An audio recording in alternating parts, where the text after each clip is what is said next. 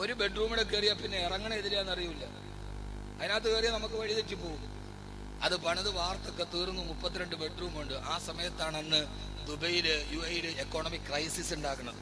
സാമ്പത്തിക പ്രതിസന്ധി ആദ്യത്തെ. അതോടെ അത് തിന്നു. ഇപ്പോ അത് പൂർത്തിയാക്കണമെങ്കിൽ 6 കോടി വേണം.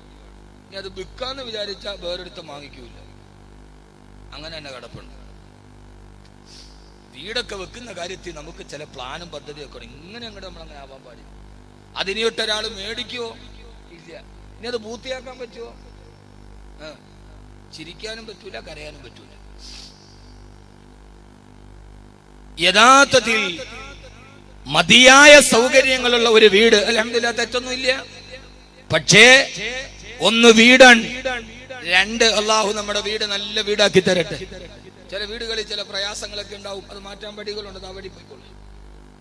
2 വാഹനം.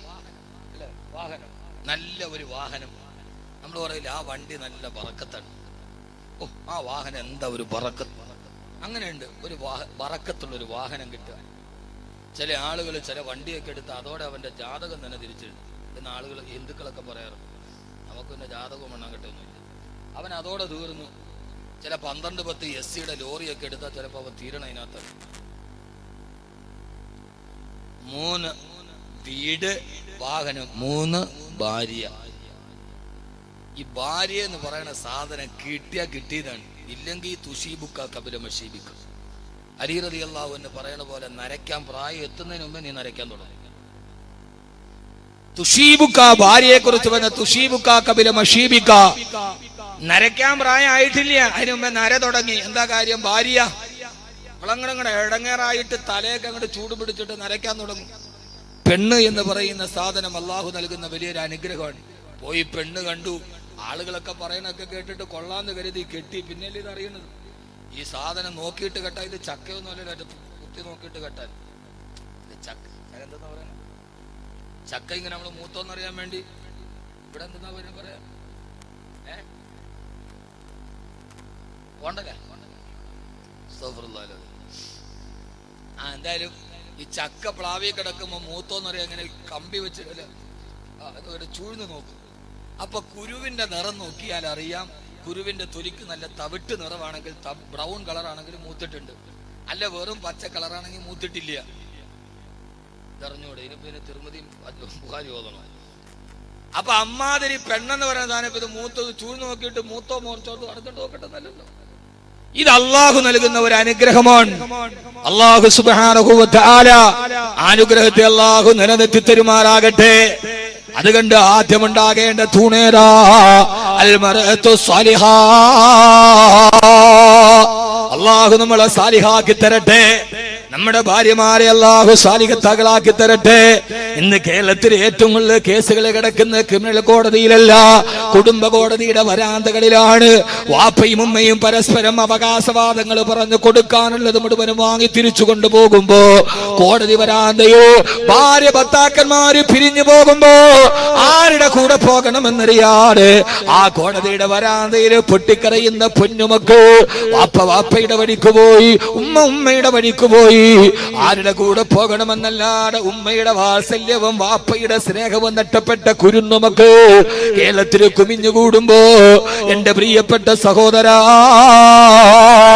നമ്മുടെ മക്കളെ തർബിയത്ത് നടത്തുന്ന നാമില്ലാത്ത സമയത്ത് നമ്മുടെ ഭാര്യമാരാരാ? ഓരോ സഹോദരിമാരോട് ഞാൻ ഓർമ്മിപ്പിക്കുകയാണ്. ഒരു പെണ്ണിന്, ഒരു ഭാര്യക്ക് വീട്ടിൽ ചെയ്യാനുള്ള ദൗത്യമേതാ?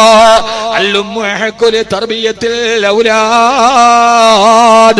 മക്കളെ തർബിയത്ത് ചെയ്യേണ്ട, മക്കളെ നന്നായിട്ട് വളർത്തേണ്ട ചുമതല വീട്ടിലെ പെണ്ണുങ്ങൾക്കാണ്.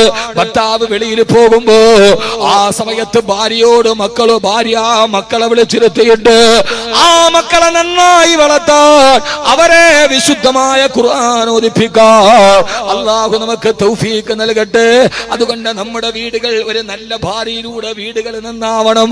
അതിന് മൂന്നാമത് ചെയ്യേണ്ടതേതാ? ആദരവായ പ്രവാചകൻ നബി മുഹമ്മദ് മുസ്തഫ. ഉള്ള സമയത്ത് ഈ വിഷയം ഞാൻ പറഞ്ഞെടുക്കാം ഇൻഷാ അല്ലാഹ്. ആദരവായ പ്രവാചകൻ നബി മുഹമ്മദ് മുസ്തഫ. ഇപ്പൊ 3 കാര്യം ഞാൻ പറഞ്ഞു. ഒന്ന്, വീട് നിർമ്മാണത്തെ സൂക്ഷിക്കണം. 2 യഥാർത്ഥ തൂണ് ഭാര്യയാണ്. 3 ആ ഭാര്യ അവൾ എങ്ങനെയായിരിക്കണം? നാം ഇല്ലാത്ത സമയത്ത് നമ്മുടെ മക്കളോട് ഭർത്താക്കന്മാര് തിരക്കിലാണ്. ആ തിരക്കിന്റെ ഇടയിൽ നമ്മുടെ വീട്ടിലിരിക്കുന്ന മക്കളെ ഭർത്താവിനെ കുറിച്ച് പറഞ്ഞു കൊടുത്ത് ആ മക്കളെ വളർത്തിക്കൊണ്ടുപോകേണ്ട ജോലി ഏറ്റെടുക്കുന്ന പെണ്ണാണ് പെണ്ണ്. അതാണ് ബീവി ഹാജറ. ആര്? ഉറക്കപ്പറ ബീവി ഹാജർ.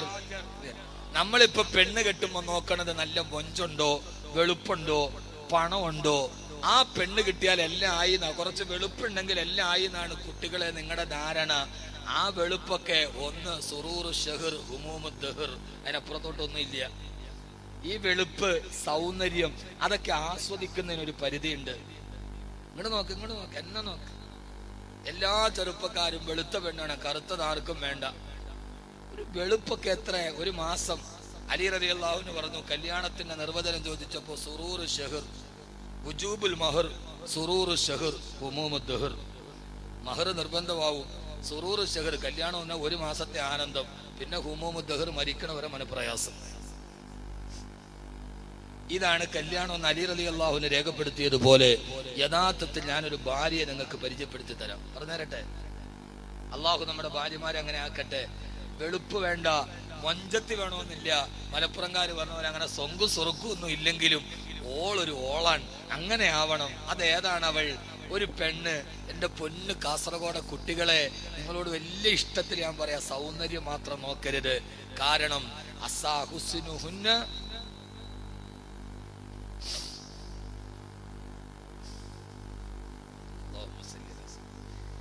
നബി സല്ലല്ലാഹു അലൈഹി വസല്ലം പറഞ്ഞു, ലാ തസവ്വജുഹുന്ന ബിഹുസ്നിഹിന്ന. സൗന്ദര്യം മാത്രം നോക്കിയിട്ടൊരു പെണ്ണിനെ വിവാഹം കഴിക്കരുത്. അസാ ഹുസ്നുഹുന്ന അൻ യുത്ഗിയഹുന്ന. അവളുടെ സൗന്ദര്യം അവളെ അഹങ്കാരിയാക്കിയേക്കാം. ലാ തസവ്വജുഹുന്ന ബിഹുസ്നിഹിന്ന. വെറും വെളുപ്പ് മാത്രം നോക്കിയിട്ട് പെണ്ണ് കെട്ടല്ലേ. അസാ ഹുസ്നുഹുന്ന അൻ യുത്ഗിയഹുന്ന. അവളുടെ സൗന്ദര്യം അവളെ അഹങ്കാരിയാക്കിയേക്കാം. എനിക്ക് സൗന്ദര്യമുള്ളപ്പോ എന്റെ ഭർത്താവിന്റെ കൂടെ പോകുമ്പോ എത്രയെത്ര ചെറുപ്പക്കാരാ എന്നെ തുറച്ചു നോക്കുന്നത്. ഇവനേക്കാൾ നല്ലവനെ എനിക്ക് കിട്ടുമായിരുന്നല്ലോ എന്നവളുടെ സൗന്ദര്യം അവളുടെ മനസ്സിൽ അഹങ്കാരമുണ്ടാക്കിയാൽ പൊന്നുമോനെ, പിന്നെ നിന്റെ ജീവിതം പോയി. പിന്നെ എന്റെ ഭർത്താവിനേക്കാൾ എന്റെ സൗന്ദര്യം ആസ്വദിച്ചത്ര ചെറുപ്പക്കാരാ നോക്കുന്നത്. ഇവനേക്കാൾ നല്ലതെനിക്ക് കിട്ടുമായിരുന്നല്ലോ എന്ന് അവള് ചിന്തിക്കാൻ തുടങ്ങിയാൽ പിന്നെ ചിലപ്പോ നീ നിന്റെ വീട്ടിൽ കയറി പോകുമ്പോ നിന്റെ അലമാരയ്ക്ക് 6 കാലുകൾ ചിലപ്പോ കാണേണ്ടി വന്നേക്കാം. നിങ്ങൾക്ക് പറഞ്ഞ മനസ്സിലായില്ല? അതിനെ മനസ്സിലാവണ്ട. അലമാരയ്ക്ക് ചിലപ്പോ 6 കാല് വരും. സാധാരണ 4 കാല് മതി. ചിലപ്പോ പുറകെ ഒളിച്ച് 2 കാലും കൂടെ ചിലപ്പോ കാണേണ്ടി വരും. എന്താ ചെയ്യേ? അതുകൊണ്ട് പൊന്നുമോനെ, വെളുപ്പ് വേണ്ട, പ്രതാപം വേണ്ട, പത്രാസ് വേണ്ട. ഞാനൊരു പെണ്ണിനെ പരിചയപ്പെടുത്തി തരട്ടെയോ? കറുകറുത്ത കരിവണ്ട് പോലെ അമേരു വർഗത്തിൽപ്പെട്ട അടിമ പെണ്ണ്. അവള് കറുപ്പെന്ന് പറഞ്ഞാൽ എന്തോ ഒരു കറുപ്പ്. കറുകറുത്ത ഒരു പെൺകുട്ടി, അടിമ പെൺകുട്ടി, അമേലു വർഗത്തിൽപ്പെട്ട പെൺകുട്ടി, വിദേശിയായ പെൺകുട്ടി. ആ പെണ്ണിനെ ഒരു ചെറുപ്പക്കാരൻ കല്യാണം കഴിച്ചു. ആ ചെറുപ്പക്കാരനോ വാപ്പ വിട്ടു, നാട് വിട്ടു, ആരും തുണയില്ലാത്ത ഒരു ഒറ്റക്കുള്ളൊരു ചെറുപ്പക്കാരൻ കല്യാണം കഴിച്ചൊരു കറുമ്പി പെണ്ണിനെയാണ്. കറുപ്പിനഴകെന്നല്ലേ, കറുപ്പിന് 7 അഴകെന്നാണ്. കറുപ്പിന് 7 അഴകാണ്. എന്നാൽ ഇതേവരെ കറുക്കാനുള്ള ഒരു ഓയിൽമെന്റ് ഇറക്കിയിട്ടില്ലതാണ്. എല്ലാവരും വെളുക്കാനുള്ള ഓയിൽമെന്റാണ് ഇറക്കിയത്. എന്നിട്ട് പരസ്യം കറുപ്പിന് അഴകുന്നത് ചുമ്മാ പറ്റിയിലാണത്. ചുമ്മാ കറുപ്പിന് 7 അഴകാന്നൊക്കെ പറയണത് അവരെ ഒന്ന് സമാധാനപ്പെടുത്താനാണ്. സർവ്വ ക്രീം ഇറങ്ങണത് വെളുക്കാനല്ലേ. എന്നാ പിന്നെ 7 അഴകുള്ള കറുക്കാൻ ഒരു ക്രീം ഇറങ്ങും? കറുപ്പൊന്നുമല്ല സൗന്ദര്യം, ഹൃദയത്തിന്റെ വെളിച്ചമാണ് സൗന്ദര്യം. ആ പെൺകുട്ടി ആരാണ് നിങ്ങൾ മരുതി നോക്കീൻ. അള്ളാഹു നമ്മുടെ ഭാര്യമാരെ അങ്ങനെ ആക്കട്ടെ, അവളങ്ങനെ ആക്കട്ടെ. അവക്ക് ഇച്ചിരി സൗന്ദര്യം കുറവാണെന്നേ ഉള്ളൂ. അവൻ പറഞ്ഞത് ശരിയാണ്, ഞാൻ കെട്ടിയ പെണ്ണിന് ഇത്തിരി ചന്തം കുറവാണ്, എന്നാലും അവളിന്ന് എന്റെ സുന്ദരിയാണ് എന്ന് പറഞ്ഞ മാതിരി ആ പെൺകുട്ടിയാരാ? അവളെ വിവാഹം കഴിച്ചത് നാട് വിട്ടു വാപ്പയുടെ ദുശീലങ്ങളോട് പടവെട്ടിയിട്ട് വീട്ടിൽ നിന്നിറങ്ങിയ അവസാനം ആ പെൺകുട്ടി കൊടുത്ത ദൗത്യമേതാ? പാരാവാരം പോലെ പരന്നു കിടക്കുന്ന ഒരു മനുഷ്യവാസത്തിന്റെ വിദൂര സാധ്യത പോലുമില്ലാത്ത മരുഭൂമിയെ മുലകുടി പ്രായം കഴിയാത്ത പിഞ്ചു പൈതലിനെ തന്റെ പ്രിയപ്പെട്ട കറുകറുത്ത ഭാര്യയുടെ കറുകറുത്ത കരങ്ങളിലേക്ക് കനകം പോലെ കാലത്തിന് വേണ്ടി കാത്തുവെക്കാൻ ഒരു കനകനിധി പോലെ കൈമാറിയിട്ട് ആ ഭർത്താവ് അങ്ങകലേക്ക് നടന്നു പോവുകയാ. പാലുകുടി പോലും മാറാത്ത പിഞ്ചു പൈതലിനെ കയ്യിൽ പിടിച്ചിട്ട് എന്ത് ചെയ്യുമെന്നറിയാറ് വിളിച്ചാൽ ആരും വരാത്ത മരുഭൂമിയിൽ നിൽക്കുമ്പോ ആ ഭർത്താവ് നടന്നു പോവുകയാ. പോകുന്ന ഭർത്താവിനോട് ചോദിച്ചു, നിങ്ങൾ എവിടേക്കാണ്? അള്ളാഹു പറഞ്ഞിട്ടാണോ ഇത്? അതെ, ഇത് അള്ളാഹുവിന്റെ കൽപ്പനയാ. എന്നാൽ ഇതല്ല യുവയന, എന്നാൽ എന്റെ റബ്ബെന്നെ കൈവിടുകയില്ല എന്ന് പറഞ്ഞു.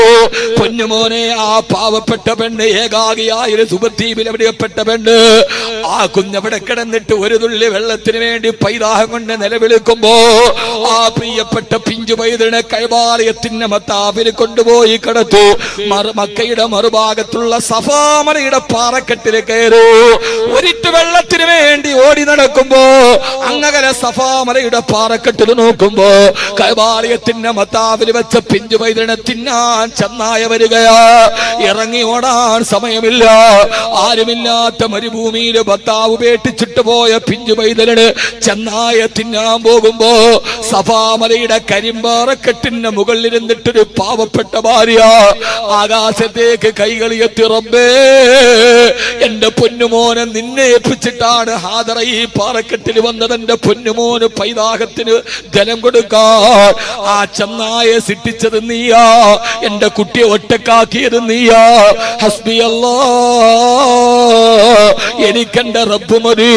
പൊന്നുമാറേ, കാസർഗോട്ടെ പ്രിയപ്പെട്ട സഹോദരിമാരോട് ഭർത്താവിന്റെ ചാരത്തോട്ടണഞ്ഞ ഒരു പെണ്ണ് കടിക്കാമെന്ന് ചെന്നായ വെള്ളവും കൊണ്ട് ഉമ്മ വരുന്നത് വരെ ആ കുഞ്ഞിന് കാവലിരിക്കുമ്പോ ആ കയ്യിൽ കെട്ട മരുഭൂമിയിൽ കിട്ടിയ ചോര പൈതലിന് 9 വയസ്സ് വരെ വളർത്തി ഉമ്മ. 9 വർഷം ചരിത്രത്തിന്റെ പിൻബല പ്രകാരം 9 വർഷം കഴിയുമ്പോ അന്ന് ഉപേക്ഷിച്ചു പോയ ഭർത്താവ് വരികയാണ്. വന്നവിടെ വന്നപ്പോ പ്രിയപ്പെട്ട ഉപ്പാനെ കയ്യിൽ പിടിച്ച് സ്വീകരിച്ചിരുത്തി മകനായി ഇസ്മായിൽ. ഉപ്പയോട് പരിഭവം പറഞ്ഞില്ല, ഉപ്പയോട് പരാതി പറഞ്ഞില്ല. ഉറങ്ങിക്കിടന്ന് എഴുന്നേറ്റ് പറയുന്നു, ഉപ്പാ, ഓ ഹാദറ, അല്ലാഹു നമുക്ക് തന്ന പൊന്നുമോന്റെ കഴുത്തിറക്കണം. ചിന്തിച്ചു നോക്ക്, ഇത് വിക്ടർ യുഗോടെ നാടകമല്ല, ഇത് ഷെർലക് ഹോംസിന്റെ കഥാപാത്രമല്ല, ഇത് KPSCയുടെ നാടകമല്ല. എഴുന്നേറ്റ് പറയുമ്പോ 8 വർഷം നിങ്ങൾ എവിടെയാന്ന് ചോദിച്ചില്ല. ഞാൻ വളർത്തിയ എന്റെ കുഞ്ഞിനെ തരൂലാന്ന് പറഞ്ഞില്ല. പടച്ചിറപ്പ് പറഞ്ഞതല്ലേ, കൊണ്ടുപോയിക്കൊള്ളൂ. മൂർച്ചയുള്ള പിച്ചാത്തിപ്പിടിയും വലത്തെ കയ്യിൽ തിരികെയിട്ട് തന്റെ പൊന്നുമോന്റെ കൈ പിടിച്ചിട്ട് ഭർത്താവ് പോകുമ്പോ വാതിൽ പടിയിൽ നിന്ന് പൊട്ടിക്കരഞ്ഞില്ല പെങ്ങള്, മാനത്തട്ടകസിച്ച് നിലവിളിച്ചില്ല. ചരിത്രം പിന്നെയും ഗതിമാറുകയാണ്. ആരാരും കടന്നു വരാത്ത കരിമ്പാറക്കെട്ടില് പൊന്നുമോനെ മലത്തിക്കിടത്തിയിട്ടു മൂർച്ചയുള്ള കത്തിയെടുത്ത് കഴുത്തിലേക്ക് വെക്കുമ്പോ, ഉപ്പാ, ഞാൻ നിങ്ങളോടൊരു കാര്യം പറയട്ടെ. എന്താണ് മോനെ, എന്താണ് മോനെ? ഉപ്പ എന്നെ കമഴ്ത്തി കിടത്തുപ്പാ. എന്റെ മുഖത്ത് നോക്കിയിട്ട് ഉപ്പാക്ക് കഴുത്തിറക്കാൻ പറ്റില്ല. അങ്ങനെ ചെയ്യാതെ വന്നാൽ അല്ലാഹുവിന്റെ കോപം എന്റെ ഉപ്പാക്ക് കിട്ടില്ലേ? അതുകൊണ്ട് എന്റെ മുഖത്ത് നോക്കിയിട്ട് കഴുത്തിറക്കാൻ എന്റെ ഉപ്പക്ക് കൈക്ക് കരുത്തില്ല. അതുകൊണ്ട് എന്നെ കമഴ്ത്തി കിടത്തുപ്പാ. എന്നിട്ട് പറഞ്ഞു, ഉപ്പ, രണ്ടാമത് എന്റെ കൈയും കാലും കെട്ടിവെറുക്കണം. എന്തിനാ മോനെ? എന്റെ കഴുത്തിറത്തിട്ട് വേദന കൊണ്ട് പൊന്നുമോൻ കൈകാലിട്ടടിച്ച് പിടയുമ്പോ ഉപ്പാടെ മനസ്സ് പതറിപ്പോകും ഉപ്പാ. അതുകൊണ്ട് എന്റെ കൈയും കാലും കെട്ടിവെക്കണേ. മൂന്നാമത് പറഞ്ഞു, ഉപ്പാ, ഉപ്പാ, ഞാൻ എന്റെ കഴുത്തിറത്ത് കളഞ്ഞാൽ പിന്നെ എന്റെ രക്തം പറ്റിയ കുപ്പായം എന്റെ ഉമ്മ ഹാദറയെ കാണിക്കരുത്. കടുത്തിറക്കുന്ന നേരത്ത് മോൻ പറയാണ്, എന്റെ രക്തം പറ്റിയ കുപ്പായം എന്റെ ഉമ്മ ഹാദറ ബീവിയെ കാണിക്കരുത്. എന്റെ ഉമ്മാക്കത് സഹിക്കാൻ കഴിയില്ല ഉപ്പാ. ഞാൻ എന്റെ പ്രിയപ്പെട്ട സഹോദരങ്ങളോട് ചോദിക്കട്ടെ, ഞാൻ നിങ്ങളും അടക്കമുള്ള ഭർത്താക്കന്മാരോട്, 9 വർഷക്കാലം ഭർത്താവ് ഫലസ്തീനിൽ കിടക്കുമ്പോ തിരിച്ചു വന്ന് കഴുത്തു വെട്ടാ നേരെ തുപ്പാ എന്ന് പറഞ്ഞിട്ട് ഉപ്പാടെ കത്തിക്ക് മുന്നിൽ കഴുത്തു നീട്ടിക്കൊടുക്കുന്ന അനുസരണയുള്ള മകനെ ഈ 9 വർഷം കൊണ്ട് ഇബ്രാഹിം നബിക്ക് കൊടുത്തതാരാ? അത് മറ്റാരുമല്ല, തന്റെ ഇബ്രാഹിം എന്ന ഭർത്താവ് അകലെ കിടക്കുമ്പോ ഓരോ സമയത്തും തന്നെ മകനായ ഇസ്മായിലിനോട്, പൊന്നുമോനെ, ഉപ്പ നമ്മളെ ഇട്ടിട്ട് പോയെന്ന് പറഞ്ഞ് ഉപ്പയെ വെറുക്കരുത്, ഉപ്പ അല്ലാഹുവിന്റെ ദീനിന് വേണ്ടി പോയതാണ്, ഉപ്പ പാവമാണ് മോനെ, ഉപ്പ പാവമാണ് മോനെ. ഉപ്പയില്ലാത്ത സമയത്ത് ഉപ്പാടെ കട്ടതയുടെ കഥകൾ പറഞ്ഞു കൊടുത്തു ഉപ്പയുടെ മനസ്സിൽ സ്നേഹം കൊടുത്ത, ആ മനസ്സിൽ ഉപ്പയെ ചിരപ്പതിട്ട് നടത്തിക്കൊടുത്ത ഭാര്യ ഹാജറ. പെങ്ങളെ, ചെറുപ്പക്കാരാ, നമ്മുടെ വീടിന്റെ ബലവത്തായ തൂണത നമ്മൾ നമ്മുടെ വീട്ടിലില്ലാതിരിക്കുമ്പോ ഓരോ സമയത്ത് ഭക്ഷണം വിളമ്പി മക്കളുടെ മുമ്പിൽ കൊടുക്കുമ്പോ, മക്കള് ഈ ഭക്ഷണം ഏതെന്നറിയോ? വാപ്പ ഗൾഫിൽ കിടന്ന് ചുട്ടുപൊള്ളുന്ന മണലാരണ്യത്തിൽ കിടന്ന് കട്ടപ്പെട്ടുണ്ടാക്കിയ പൈസയാണിത്. നമ്മുടെ വാപ്പ മത്തിക്കച്ചവടം, മത്സ്യക്കച്ചവടം നടത്തി ഉണ്ടാക്കി തന്ന പൈസയാണിത്. പൊന്നുമോനെ, ഈ ചോറ് നിന്റെ വാപ്പ ബേക്കലങ്ങാടിയിൽ ഓട്ടോറിച്ച് ഓടിച്ചിട്ടുണ്ടാക്കിയതാ.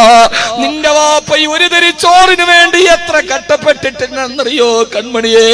പള്ളിയില് ബാങ്ക് വിളിച്ച് മുഴുവൻ ആളുകളുടെയും ആട്ടുതുപ്പും കേട്ട് ജോലി ചെയ്ത് നിന്റെ ഉപ്പ ഉണ്ടാക്കി തന്നതാണിത് എന്ന് ഉപ്പയില്ലാത്ത സമയത്ത് ഉപ്പാന്റെ കടങ്കഥകളും ഉപ്പാന്റെ ദുഃഖങ്ങളും പറഞ്ഞു കൊടുത്ത് ആ ഉപ്പാടെ സ്നേഹം മനസ്സിലുണ്ടാക്കി കൊടുക്കുന്ന ഒരു ഹാജറയെ പോലെ ഒരു ഹാജറയെ കിട്ടിയ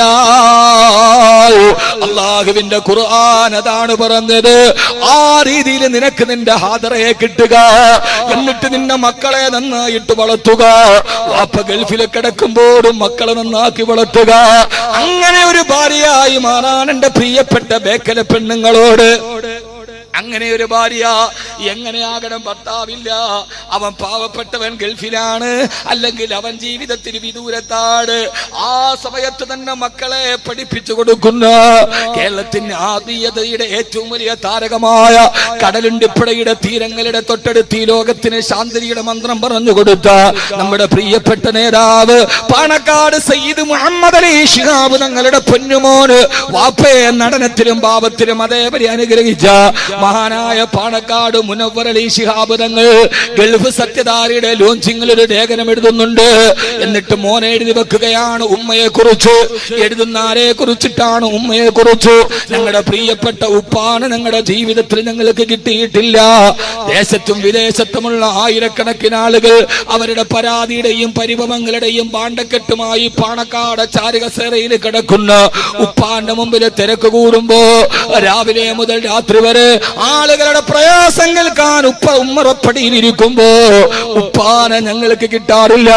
പക്ഷെ ഉപ്പ എത്ര തിരക്കിലാണെങ്കിലും ഞങ്ങളുടെ പ്രിയപ്പെട്ട ഉമ്മ മഗ്രിബ് കഴിഞ്ഞാൽ സൂറത്തുൽ വാഖിഅ ഓതാതെ, സൂറത്ത് യാസീൻ ഓതാതെ ഉമ്മ രാത്രിയിൽ ഞങ്ങൾക്ക് ഭക്ഷണം തന്നിട്ടില്ല.